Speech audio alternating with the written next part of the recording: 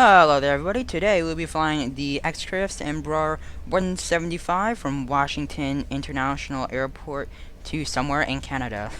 We'll just keep it at that. I will be, at the end of this video, I will give a tiny brief bit of info of my opinion on the aircraft.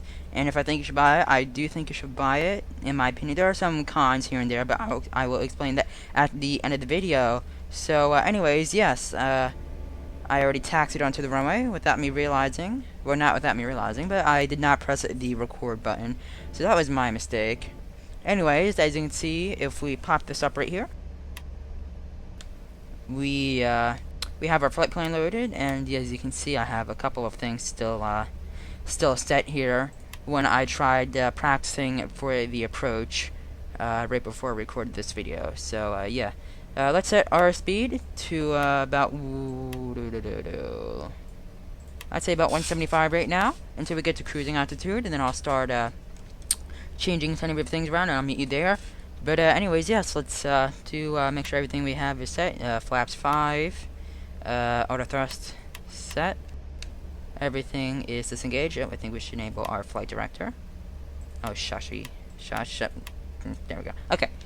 So yeah, I think everything is all ready, and let's start adding our thrust to about 75%. At least that's what it says on our throttle quadrant. So yes, put 75. Let's take our brakes off. And I do not have rudder pedals right now, so I have to rely on the auto rudder, which sadly isn't perfect. 80 knots. I get distracted. V1, rotate, V2, up, come on, get up. Alright, there we go. Let's check, we have positive rate, let's gear up. And I forgot to set my altitude, that's the joys of not checking everything. So we have our settings, heading, set right here.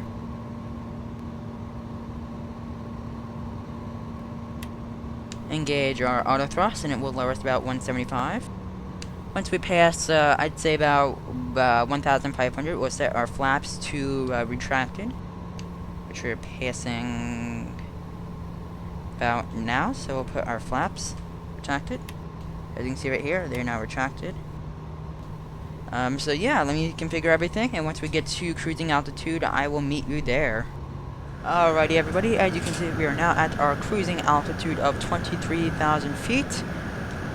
We'll be there in about 25 minutes, this including the landing and time to lock onto the ILS. So yeah, I hope you enjoy some of the videos that I will show you of cruising altitude.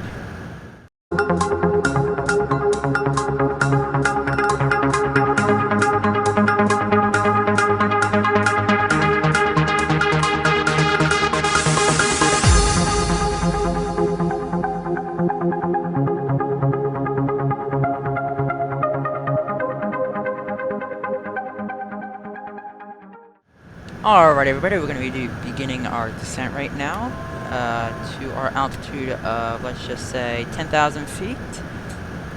If you haven't noticed, we cannot zoom out anymore, but if we go over to my plan G, we can see that we are getting somewhat close. So we begin our descent right now, and we will descend at about, I'd say about 600 feet per minute, since we're a bit high. I mean, a bit out. So we'll descend it to, as you can see right here, we'll descend to about, oh, that's not what we want. We're going to descend to about, oh my lord, this is, technology.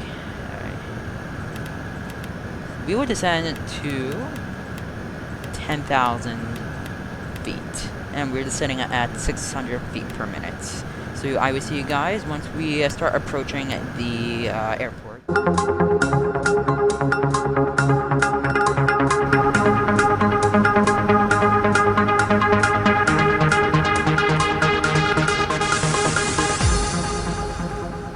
Alright, everybody, while we are descending, I think we should select our runway that we will arrive at. It's here, already have everything set up. And let's see.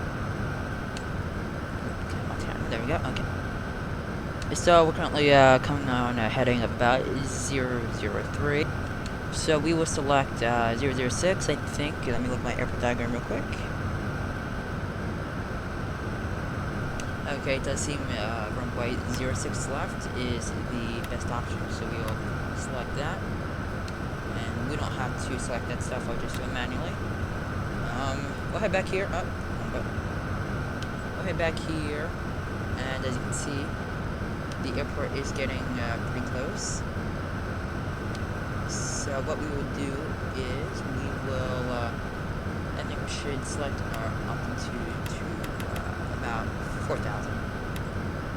Actually 3,000. So let's keep it about 3,000.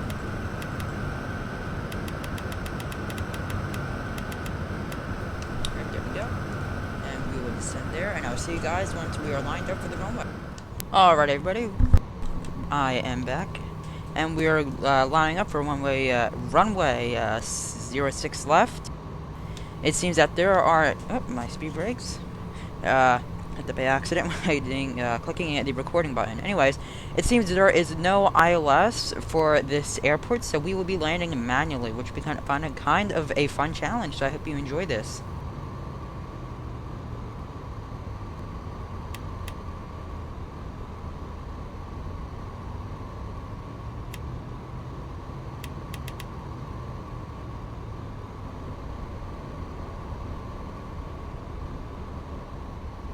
I am a bit high, so I will start descending a bit. It seems that it does not want to descend when autopilot is engaged, so let's disable autopilot altogether right now.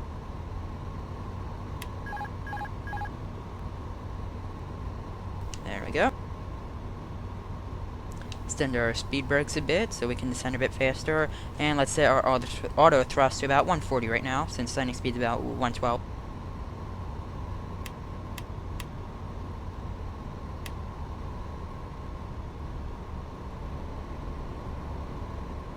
Extend our flaps more.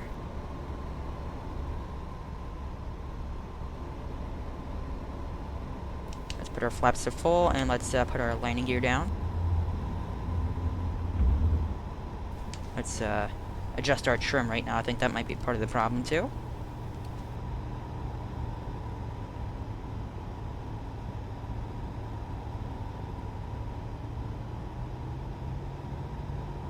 Our thrust about 120 right now. And we should start hearing the altitude callouts when we pass 1,000. 1,000. There we go. Put our auto thrust to about 112 right now.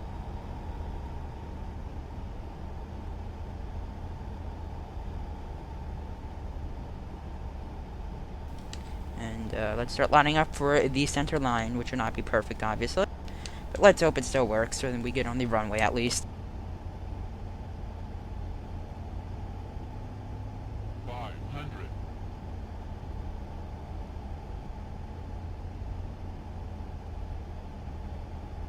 400.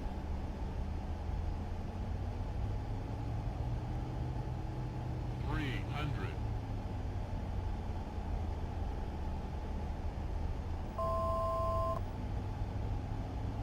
200.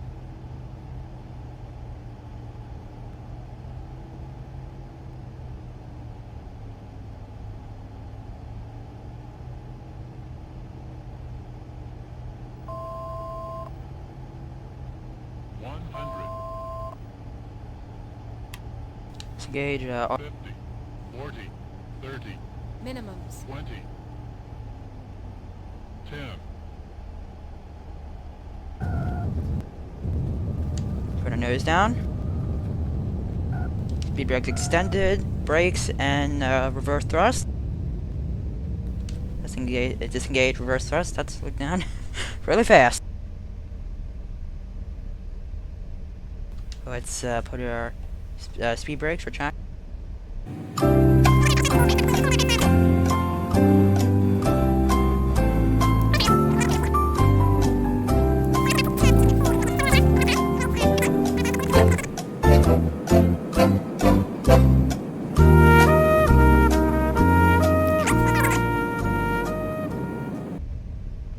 Here we are, after a bit of waiting. We're finally here.